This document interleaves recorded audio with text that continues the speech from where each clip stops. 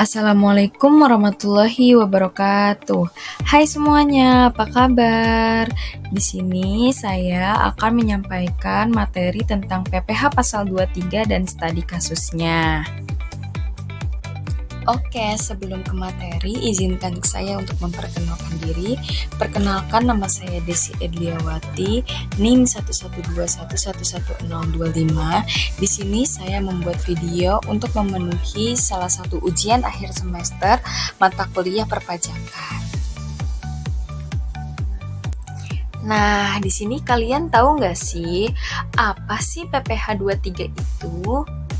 Jadi, pajak penghasilan atau PPH pasal 23 adalah pajak yang dipotong atas penghasilan yang berasal dari modal, penyerahan jasa, atau hadiah, dan penghargaan selain yang telah dipotong PPH pasal 21. Kemudian, siapa sih pemotong PPH pasal 23 ini? Di antaranya ada badan pemerintah, yang kedua ada penyelenggara kegiatan, yang ketiga ada perwakilan perusahaan luar negeri lainnya, kemudian ada subjek pajak badan dalam negeri, lalu ada bentuk usaha tetap atau BUT, dan yang terakhir ada wajib pajak orang pribadi dalam negeri tertentu yang ditunjuk oleh Jenderal Pajak. Nah, jadi yang bisa memotong PPH pasal 23 ini pada dasarnya subjek pajak badan, orang pribadi tidak bisa. Jadi pada saat kalian transaksi dengan orang pribadi, hanya orang pribadi tertentu yang ditunjuk oleh Direktorat Jenderal Pajak yang bisa menjadi pemotong PPH pasal 23 ini. Lalu di sini ada konsep dasar penghasilan yang dipotong PPH pasal 23. Di sini ada orang pribadi dalam negeri dan badan dalam negeri atau BUT, bentuk usaha tetap, atas passive income yang dia terima. Passive income itu apa sih? Nah, passive income ini bisa dividen, bisa bunga, bisa royalti, atau juga sewa. Jadi orang pribadi pun bisa dipotong PPH pasal 23, tapi hanya terdapat di passive income-nya saja. Lalu ada badan dalam negeri atau BUT, bentuk usaha tetap, atas aktif income yang dia terima berupa hadiah atau penghargaan dan imbalan sehubungan dengan jasa selain jasa yang telah dipotong. Nah, dari konsep dasar ini, teman-teman kita bisa melihat bahwa pada dasarnya yang dikenakan PPH pasal 23 adalah badan. Orang pribadi bisa dipotong hanya atas passive income. Kalau badan itu bisa dikenakan atas passive income yang berupa dividen, bunga royalti, dan aktif income yang berupa hadiah atau penghargaan, dan juga imbalan sehubungan dengan jasa selain jasa yang telah dipotong. Lalu di sini ada tarif dan objek pajak. Nah, untuk imbalan sehubungan dengan jasa selain jasa yang telah dipotong pajak PPH pasal 4 ayat 2 dan PPH pasal 21, lalu ada sewa dan penghasilan lain sehubungan dengan harta kecuali sewa dan penghasilan lain yang telah dikenai pajak PPH pasal 4 ayat 2 itu dikenakan tarif sebesar 2%. Nah, lalu ada dikenakan tarif sebesar 15% yaitu dari jumlah bruto. Nah, dari jumlah bruto ini tidak termasuk PPN ya, atas dividen, bunga, royalti, hadiah, penghargaan, bonus, dan sejenisnya selain yang dipotong pajak penghasilan sebagaimana yang dimaksud dengan PPH pasal 21 itu akan dikenakan tarif sebesar 15%. Nah, jika tidak memiliki NPWP maka tarifnya naik sebesar 100%. Jadi misalnya kan 2%. Kalau misalnya nggak punya NPWP berarti dia naik sebesar jadi 4%. Nah, begitu juga yang 15%. Kalau misalnya tidak memiliki NPWP berarti dia naik sebesar 30%, seperti itu. Kemudian di sini ada objek PPH pasal 23. Yang pertama ada dividen. Dengan nama dan dalam bentuk apapun termasuk perusahaan asuransi kepada pemegang polis dan pembagian sisa hasil usaha koperasi. Lalu ada bunga. termasuk premium, diskonto, dan imbalan sehubungan dengan jaminan pengembalian utang. Lalu ada royalti, imbalan atas penggunaan hak. Kemudian ada hadiah. Hadiah dan penghargaan yang diterima oleh wajib pajak badan dalam negeri. Lalu ada sewa, penghasilan lain sehubungan dengan penggunaan harta kecuali sewa dan penghasilan lain sehubungan dengan penggunaan harta yang telah dikenai pajak penghasilan. Contohnya sewa kendaraan, mesin, dan lain-lain. Dan terakhir ada jasa yang dilakukan oleh Badan Dalam Negeri atau BUT. Contohnya jasa teknik, jasa konsultan, dan jasa lainnya selain yang telah dipotong oleh PPh pasal 21. Nah, di sini tidak dikenakan pemotongan PPh pasal 23 apabila penghasilan yang dibayar atau terhutang kepada bank. Lalu, sewa yang dibayarkan atau terhutang sehubungan dengan sewa guna usaha dengan hak opsi.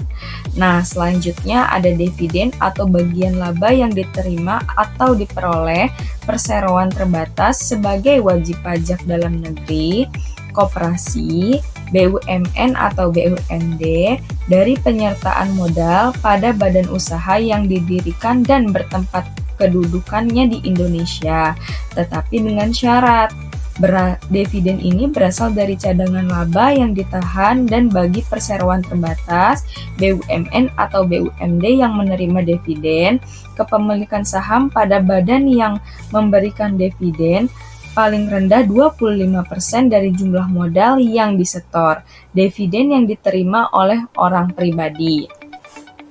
Selanjutnya ada bagian laba yang diterima atau diperoleh anggota dari perseroan komanditer yang modalnya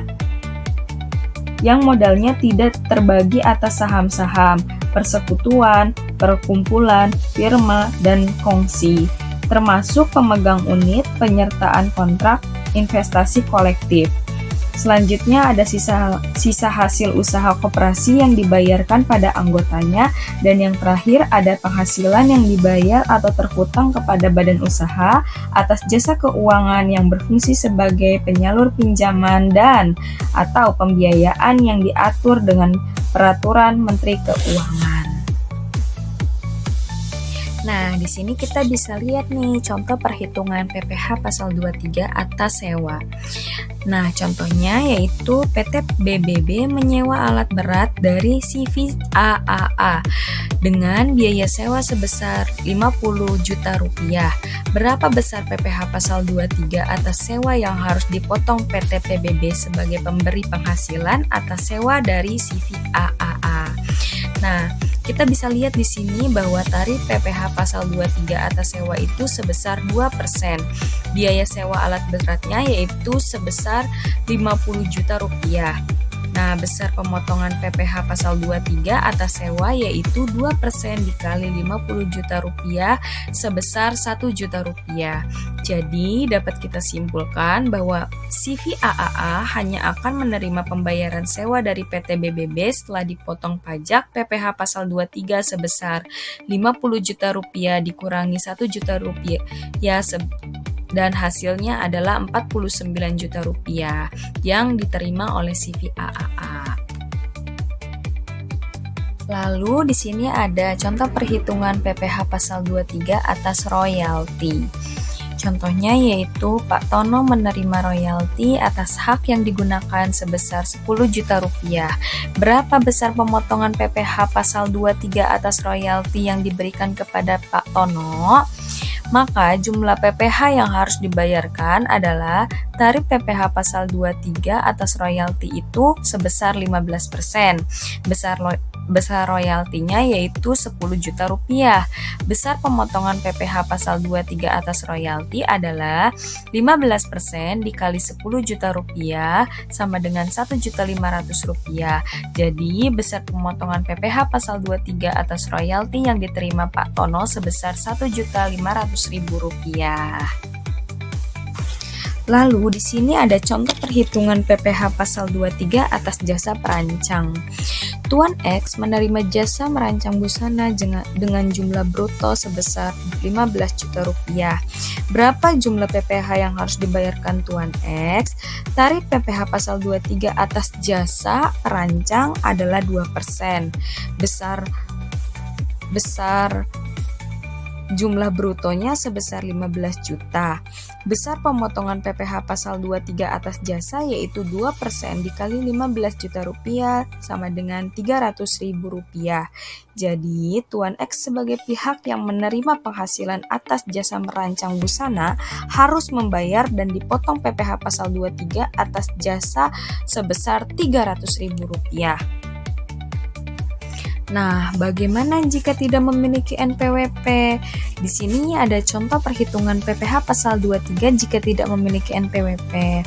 Jika jumlah PPh yang harus dibayarkan oleh seorang wajib pajak pemilik NPWP 1 juta, maka PPh yang harus dibayarkan oleh wajib pajak yang tidak punya NPWP adalah sebesar 100% dikali 1 juta adalah 2 juta rupiah. Jadi, wajib pajak yang tidak memiliki NPWP wajib membayar pajak sebesar 2 juta rupiah. Oke, cukup sekian materi yang telah saya sampaikan. Kurang lebihnya mohon dimaafkan. Terima kasih banyak yang sudah menonton video ini. Jangan lupa buat like ya. Wassalamualaikum warahmatullahi wabarakatuh.